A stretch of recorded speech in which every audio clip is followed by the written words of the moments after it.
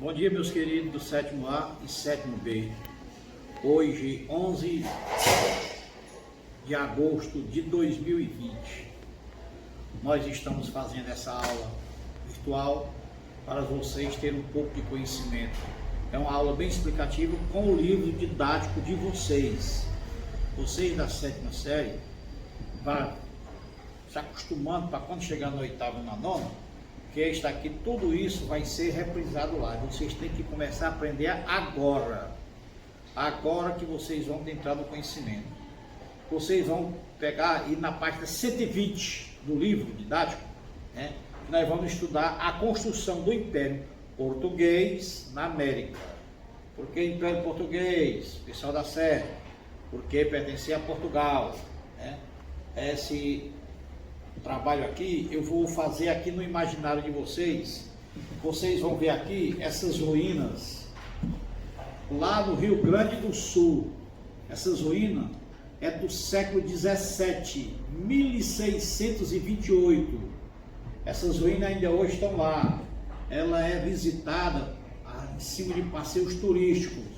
E essas ruínas aqui, que vocês têm aí no livro de vocês, onde deram os 7 povos das missões do Rio Grande do Sul.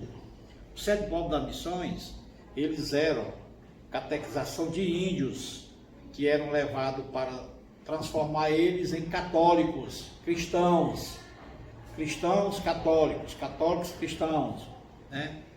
Os portugueses queriam fazer esse treinamento, catequizar os índios, não por uma questão de abrangência de religiosidade, mas para eles temerem a Deus e receber a escravidão como uma dádiva de Deus. Era nesse contexto que o rei de Portugal fazia com os índios. Por que isso? Porque os índios foi a primeira opção dos portugueses para serem escravos aqui na nossa terra. Esses escravos para que era, professor? Os escravos era para produzir a cana-de-açúcar.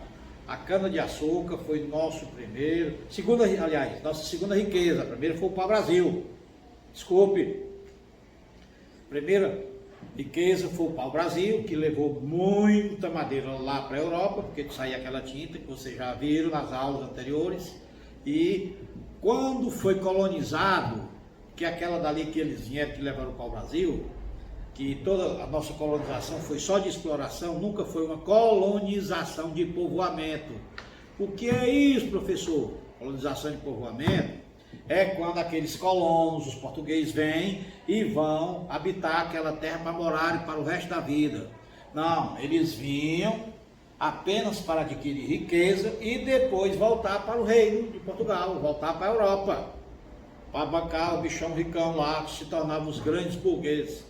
Isso aí vocês vão ver futuramente, sobre o surgimento da burguesia, né?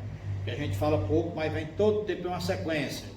Então vocês, pessoal, vão chegando a esse contexto aqui, da nossa construção do Império Português na América. Aí nós vamos pular aqui para a página, o quê? 122, Nordeste Açucareiro. Nordeste Açucareiro foi... A riqueza, o Brasil começou só na costa nordestina, chamadas capitanias hereditárias. E dessas capitanias hereditárias, só 2 produziram bem, que foi a capitania de Pernambuco, onde deu a formação de bastantes produtores da cana-de-açúcar, os engenhos mais fortes. Salvador, na Bahia, que era a nossa primeira capital, onde foi habitada. Nosso primeiro governador-geral, quem foi? Tomé de Souza, que veio aqui nessas capitanias hereditárias. Capitanias hereditárias, filho, sim, que era de pai para filho. Eles ganhavam do reino essas terras, a do Ceará lá em cima, aí vinha do Rio Grande do Norte, a de Paraíba, vinha de Pernambuco, vinha a Alagoas, Sergipe, Bahia. Essas capitanias vinham até lá embaixo, Rio de Janeiro, São Sebastião do Rio de Janeiro, né? Aí ele vinha lá mais embaixo, que pegava o litoral paulista, São Sebastião não. Eu vou, no começo da aula, eu vou tentando lembrar a outra capitania que tinha, que ela fazia, o Rio Grande do Sul ainda pertencia a Espanha, no Tratado de Tordesilhas, quando tinha o Rio Grande do Sul junto com o Uruguai, e depois surgiu as missões. As missões, quando surgiu, ele fazia parte dos dois territórios, do Uruguai e do Brasil, que o Uruguai também pertencia ao Brasil, até o século XVII. Depois passou a pertencer à Espanha e de lá ficou. Por isso que ainda hoje eles falam espanhol. Nossa história, olha, não deixe de ler o capítulo 122 até o 123, né? A história da cana-de-açúcar confunde com a do próprio Brasil, fundamental para a colonização do nosso território pelos portugueses. Eles ainda hoje desempenham um importante papel nessa economia. Como, professor, a cana-de-açúcar, sim, nós temos o quê? Hoje um combustível chamado álcool.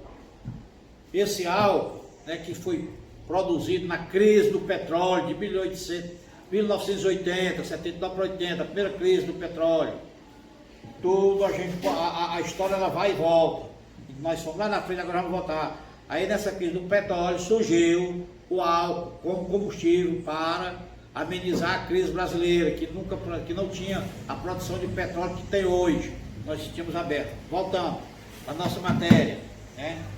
O nosso objetivo aqui é estudar o capítulo 7, Nordeste Açucareiro, né? Através desse Nordeste Açucareiro, a colônia só fazia produzir toda a riqueza, não ficava nada aqui, voltava para onde? Al rei, Portugal, que nós éramos colônia de quê? Exploração. Eles vinham só para explorar e mandar riqueza. Então, não esqueçam de ler isso, porque através dessa leitura do capítulo 122 a 123, vocês vão encontrar as respostas, todas as respostas da atividade que eu vou passar para vocês, né? Porque o açúcar era o melhor investimento? Tem no livro de vocês, vocês vão ver, na página 124, não esqueçam, é sequência, né? A Europa comprava açúcar da Ásia, mas era um açúcar feito da beterraba, com produção pequena.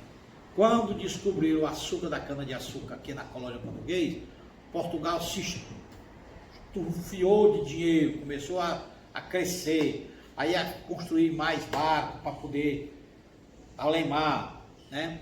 Pronto, Capitania de São Vicente, lá de São Paulo, eu não estava tentando me lembrar, que é hoje a atual São Paulo, né? Então, gente, o rei português precisava encontrar soluções para proteger o litoral da colônia e iniciar a exploração de um produto, que era cana-de-açúcar. Mas também precisava de expandir seus territórios.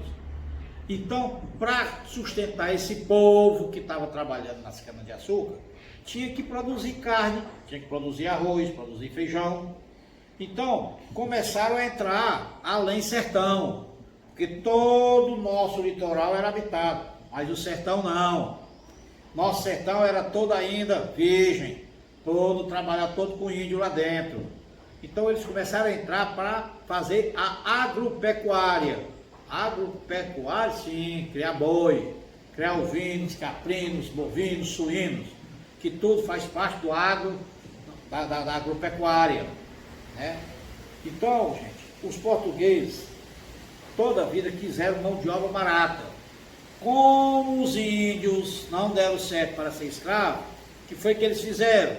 Começaram a trazer escravo da África, que os índios se rebelavam, conheciam o território, fugiam, e eles aqui não sabiam. Começaram a trazer escravos da África. E esses escravos começaram a entrar onde? No litoral, todo ali no litoral nordestino. Um dos portos mais importantes que tinha ali, que era lá de Salvador, que ainda hoje tem, que é o Pelourinho. Lá, os escravos que eram mais revoltados, sofreu punições em praça pública. Isso nós vamos ver nas matérias seguintes, né? Então, o sucesso da produção açucareira aqui na região nordestina foi que deu todo o contexto para a formação do nosso Brasil. Por isso que o Nordeste é um dos principais redutos da criação brasileira. Não esqueça, no Nordeste, que tanta gente discrimina lá no Sul e Sudeste, é um dos principais, né? Que foi a criação aqui do nosso território chamado Brasil. O único estado brasileiro que não começou no litoral é o nosso Ceará. Isso aí nós vamos ver depois, eu vou falar sobre o estado do Ceará. O Ceará começou ao contrário, começou da agropecuária para o litoral. E todos começaram do litoral para entrar no sertão. Nós vamos aqui passando, gente. Eu estou bem devagarinho com vocês para a página 126. A organização do engenho e a produção da cana de açúcar, produção do açúcar. Tudo isso, é por isso que o nosso capítulo, né? O Nordeste açucareiro, Nordestezinho de açúcar, doce, bonito. Porque ele era bonzinho? Não, porque ele dava riqueza para Portugal, né? E nesse contexto, nós vamos trabalhar que tinha o senhor do engenho. Quem era o senhor do engenho? Os donos do engenho, os herdeiros, que recebiam as terras, que eu falei, os hereditários, chamado de cismaria.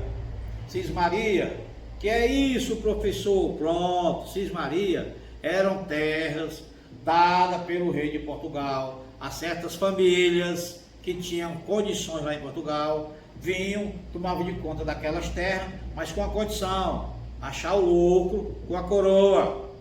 Coroa, sim, o rei de Portugal. Quando eu falar em coroa, você lembra de rei, tá ok? Então, é nesse contexto que nós vamos ver o capítulo todinho aqui, né? A organização do engenho. Isso aí se deu, gente, mais ainda, na União Ibérica. União Ibérica? O que é isso? Gente, já foi falado para vocês, União Ibérica é a união dos dois reinos. Portugal, Espanha, passou quase 100 anos sendo um só rei, os dois países, as duas nações, os dois reinos transformaram em um. E essa coroa ficava onde? Na Espanha. Foi nessa época aí que surgiu as grandes navegações. A rainha portuguesa patrocinou Colombo, que foi para as Américas, 1492. Depois, já no Reino de Portugal, mas também pertencendo à União Ibérica, apenas tinha só um mandante, também patrocinou quem? Cabral, 1500 para o Brasil. E essa União Ibérica se deu muito fortemente, porque nessa época não existia Estado-país. Gênova, que pertencia à Itália, mas ele era uma cidade-país, era independente, falava italiano, mas eles vendiam para o serviço dele, como Colombo vendeu, ele era genovês, para a coroa portuguesa ibérica, para a coroa portuguesa espanhola. E aí vai nessa produção que a gente vai vendo a criação do nosso Nordeste, ok? Nós vamos ver só sobre isso e vocês vão fazer os trabalhos, eu quero só as respostas. As perguntas estão aqui no capítulo 125, tem 1, 2, 3 e tem 1 e 2. Capítulo 100, na página 125. É 1, 2, 3 e a 1 e a 2, que é outro contexto. E vamos lá para a página 127. Só resposta, não precisa copiar o cabeçalho. 4 e 5.